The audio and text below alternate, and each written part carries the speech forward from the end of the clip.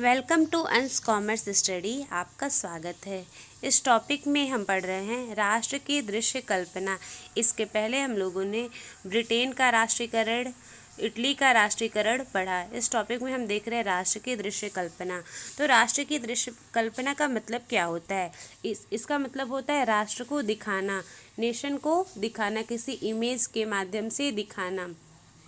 इसका तात्पर्य यह हुआ कि देश को किसी मानव के रूप में दिखाना या किसी व्यक्ति के रूप में दिखाना।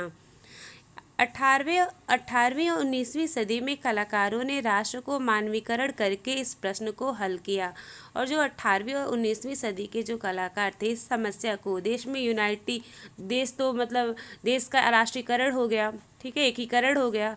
तो उसके बाद कैसे सबको एक किया जाए, तो 18वीं और 19वीं सदी के कलाकारों ने राष्ट्र का मानवीकरण करके इस प्रश्न को हल किया। यहाँ लिखा हुआ है मानवीकरण। तो मानवीकरण का मतलब क्या होता है? हम किसी भी क्लास में जाते हैं तो पूछते हैं मानवीकरण का मतलब क्या होता है। इसे इंग्लिश में पर्सोनिफिकेशन बोलते हैं। इंग्लिश अगर आप लोग पढ़े होंगे सही से, तो इंग्लिश में फिगर ऑफ स्पीच आता है। तो उसमें हम किसी भी क्लास में जाते हैं 11वीं में तो पूछते हैं कि मानवीकरण, पर्सोनिफिकेशन क्या होता है। हिंदी में भी आप लोग पढ़े होंगे मानवीकरण। तो मानवीकरण का मतलब क्या होता है कि लिविंग को नॉन लिविंग को लिविंग मानना। जैसे कोई चीज़ है, कोई नॉन लिविंग को लिविंग मान लिया जाए, तो वही क्या है? मानवीकरण है। तो 18वीं और 19वीं सदी में कलाकारों ने राष्ट्र का मानवीकरण करके इस प्रश्न को हल किया है। वही इसे हम क्या बोलते हैं? पर्सोनिफिकेशन भी बोलते हैं। और इसे इंग्लिश में विजुलाइजिंग द नेशन भी कहा जाता है। इसका मतलब क्या हुआ? राष्ट्र को व्यक्ति का रूप देना। जैसे देखिए हमारे इंडिया है, तो इंडिया में हम लोग भारत माता की जय, तो व्यक्ति मतलब फीमेल को रिप्रेजेंट करते हैं ना। राष्ट्र अगर कोई भारत माता की जय बोला तो भारत माता का नाम लिया, तो इसका मतलब पता चल गया ना कि इंडिया का कंट्री को रिप्रेजेंट करता है।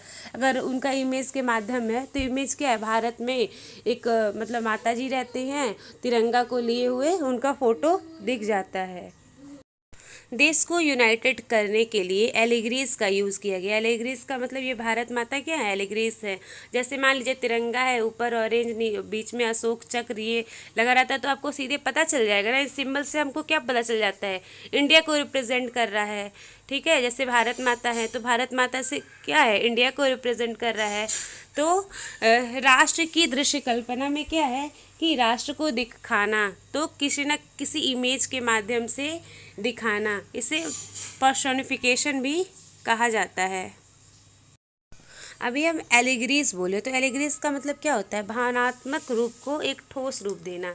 जैसे क्या है? भारत माता, ये क्या है कि वास्तव में कोई भारत माता है नहीं, लेकिन क्या है, हम लोग देश को यूनाइटेड करने के लिए क्या किए? इन एलिग्रीज का हेल्प लिए हैं। जैसे इंडिया में फीमेल का यूज़ किया जाता है भारत माता का, ठीक है। तो इन कलाकारों ने एक देश को कुछ इस तरह चित्रित किया हो जैसे कोई व्यक्ति हो। जैसे भारत माता ऐसे मतलब कोई भी कलाकार है। यहाँ पर 18वीं 19वीं तो यूरोप की भी बात की जा रही है। तो इन कलाकारों ने एक देश को कुछ इस तरह चित्रित किया है जैसे कि वह व्यक्ति हो।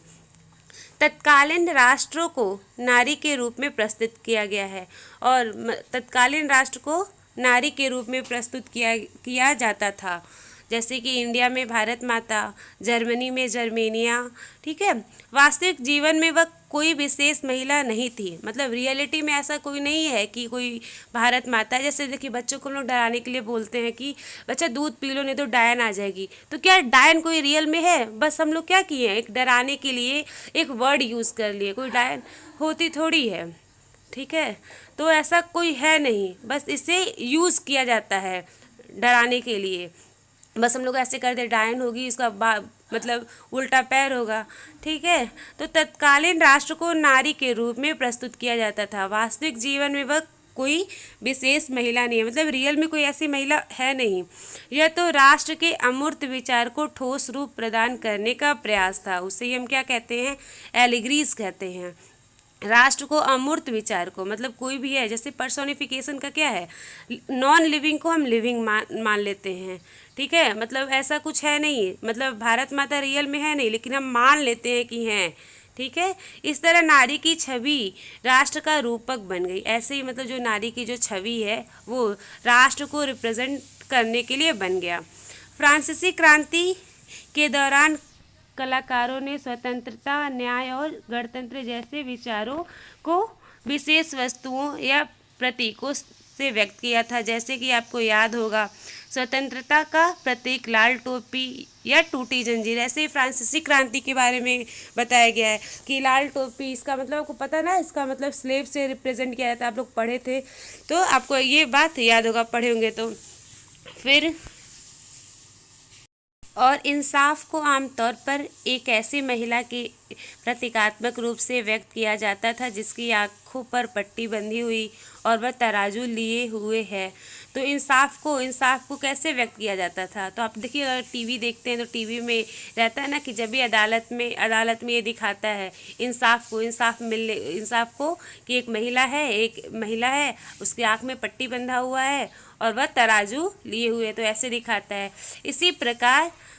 इसी प्रकार के नारी रूपकों का आविष्कार कलाकारों ने 19वीं सदी में किया। तो ऐसे ही क्या हुआ ना, 19वीं सदी में ऐसे ही नारी रूपकों का आविष्कार किया गया। जैसे जर्मनी में जर्मीनिया, जैसे यहाँ भारत माता है तो जर्मनी में जर्मीनिया और अमेरिका में स्टैचू ऑफ लिबर्टी, आपको हम दिखाए होंगे शुरू में, ठीक है, स्टैचू ऑफ लिबर्टी बनाया गया। भारत में भारत माता को दिखाया गया। इसी को हम क्या कहते हैं? विजुलाइजिंग द नेशन, ठीक है, राष्ट्र को दिखाना, राष्ट्र को किसी मानव के रूप में दिखाना, किसी व्यक्ति के रूप में दिखाना, यही है ये टॉपिक। अब इसके बाद हम लोग टॉपिक पढ़ने वाले हैं राष्ट्रवाद और साम्राज्यवाद। ये इस टॉपिक का लास्ट लेक्चर होगा। उसके बाद हम लोग नया चैप्टर पढ़ने वाले हैं, इतिहास का ही दूसरा चैप्टर पढ़ेंगे, ठीक है।